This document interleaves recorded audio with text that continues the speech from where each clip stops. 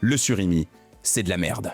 Il n'y a même pas de détour à prendre. Si vous voulez vous en convaincre et si vous voulez regarder la réalité des choses, vous allez sur YouTube et vous tapez comment le surimi est-il fabriqué. Il y a plein de vidéos qui vous montrent comment le surimi est fabriqué et comment le surimi est tout sauf du poisson. En fait, le surimi, c'est tout simplement récupérer tous les déchets de l'industrie du poisson, en faire une espèce de pâte qui certes forcément a le goût de poisson, hein. Tout ce qui touche le poisson en général est gorgé de son odeur, hein. La peau, les arêtes, les tendons, les cartilages, etc. Ils en font une espèce de pâte, cette pâte ils vont la teinter en orange fluo et ils vous en font ensuite des petits bâtonnets. Bien évidemment on est sur un aliment qui est bourré d'additifs industriels, hein. Et puis regardez un petit peu la couleur que ça a. Est-ce que vous avez déjà vu un poisson qui s'enroule comme ça sur lui-même et qui est orange fluo? Ensuite, comme je vous le disais, il y a très peu de poissons dans la recette et on est vraiment sur ce qu'on appelle des coproduits. Quand vous êtes un petit peu dans le milieu alimentaire industriel, vous vous rendez compte de quelque chose qu'on appelle la valorisation. Ça veut dire que parfois, quand vous fabriquez des aliments,